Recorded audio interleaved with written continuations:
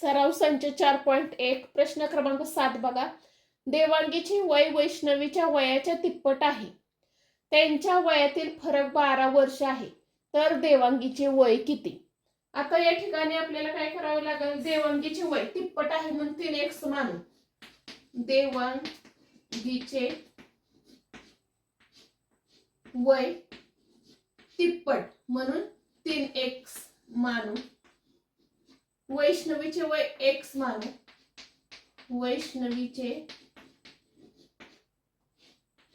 वय x मानू. वयातील फरक किती? तर 12 वर्षे.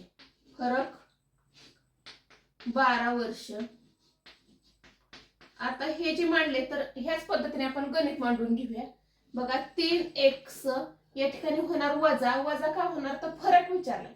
फरक विचारला की वजा बाकी होते आणि बरोबर 12. त्याच्यानंतर बघा 3x वजा x 2x बरोबर 12. या दोन्हींच्या मध्ये गुणाकारात चिन्ह असतं. मग x बरोबर 12 भागिले 2.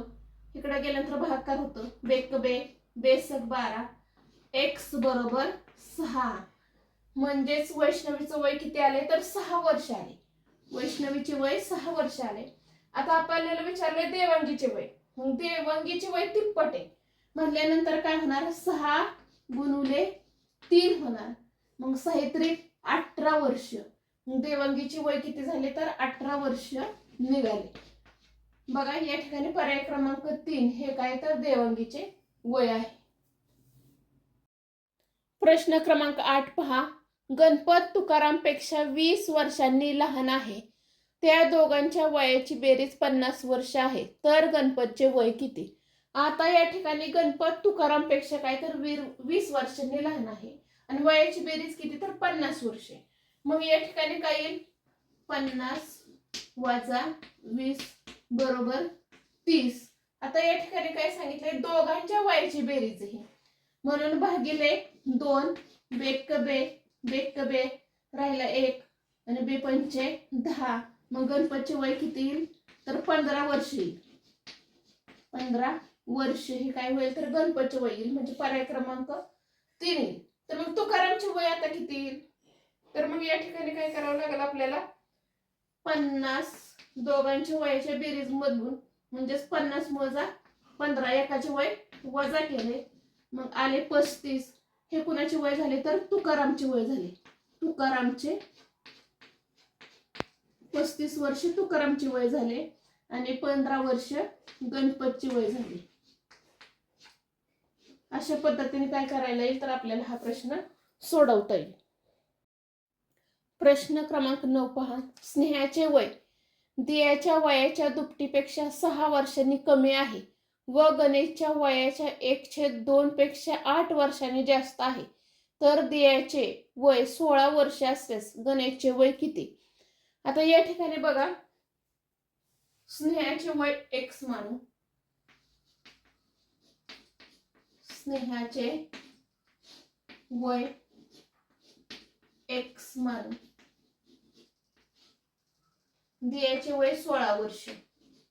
दियाचे वय 16 वर्ष. गणेशचे वय y मानू. गणेश चे वय y मानू. मग गणित अशा पद्धतीने तयार होईल. x 16 गुणुले 2 वजा 6. दुपटीपेक्षा 6 वर्षांनी कमी आहे. कमी आहे म्हणून वजा चिन्ह येणार. त्याच्यानंतर आता या ठिकाणी बघा कंस सोडवून घेऊया. पहिल्यांदा x 16 दुनी 32 वजा 6 x बरोबर 26. म्हणजे स्नेहाचे वय किती निघाले? तर 26 वर्ष निघाले. स्नेहाचे वय हे स्नेहाचे वय 26 वर्ष निघाले. तर आता पुढं आपल्याला गणपतची वय काढायची आहे. एक्स बरोबर वाय. वाय हे गणेशचे वय. वाय गुणिले 1/2 अधिक 8 26 वर्ष. एक्स बरोबर 26. वाय काढायचे आहे आपल्याला. या ठिकाणी गुणिले 1/2 अधिक 8.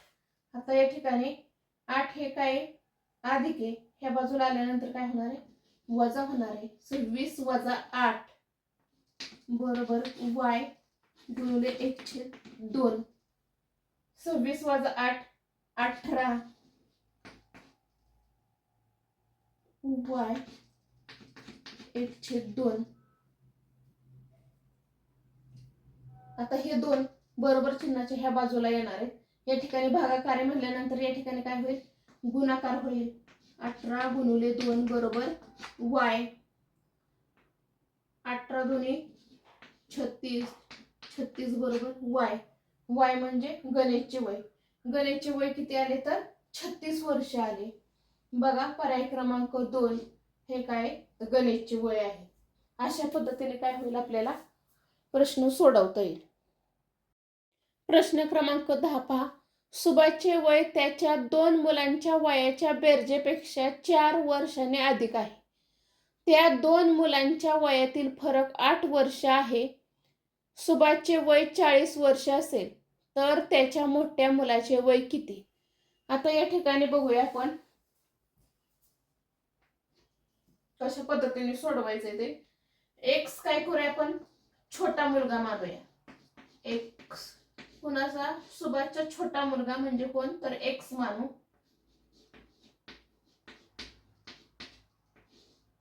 आता मोठा मुलगा एक्स अधिक 8 हा कोण आहे तर सुभाषचा मोठा मुलगा.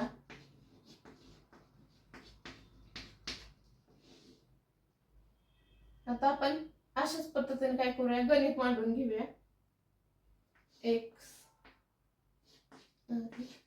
एक्स अधिक 8 कंस पूर्ण अधिक 4 वर्षे म्हणून अधिक या ठिकाणी 4 आणि या ठिकाणी बरोबर सुभाषचे वय घालायचे. सुभाषचे वय 40 वर्ष. अशा पद्धतीने समीकरण तयार होईल. त्याच्यानंतर बघा एक्स अधिक एक्स 2x अधिक 8 अधिक 4 बरोबर 40. आता या ठिकाणी 2x अधिक 8 या ठिकाणी बेरजे चिन्ह बरोबर चिन्हाच्या तिकडं जाऊन 40 वजा 4 होणार. 40 वजा 4. त्याच्यानंतर बघा 2x अधिक 8 40 वजा 4 36.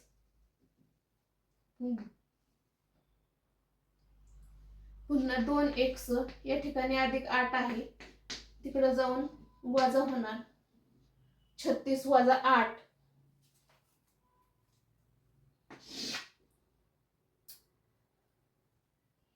बघा 2x 36 वजा 8 28. आता या ठिकाणी या दोन्हींच्या मध्ये गुणाकाराचे चिन्ह आहे, इकडे गेल्यानंतर भागाकार होईल. x बरोबर 28 भागिले 2 बेक बे बेचूक 8 x बरोबर 14. म्हणजे 14 वर्ष हे कोणाचं वय निघाले तर छोट्या मुलाचं निघाले. आता त्याच्यामध्ये अजून आपल्याला मोठ्या मुलाचं वय काढायचं. मग काय करावं लागेल तर अधिक 8 करावं लागेल. x अधिक 8 हा काय तर मोठा मुलगा आहे. मग या ठिकाणी बघा 14 अधिक 8 करूया 22 वर्ष. 14 8 22 वर्ष. मग या ठिकाणी पर्याय क्रमांक 4 हे काय होईल, या प्रश्नाचं उत्तर येईल.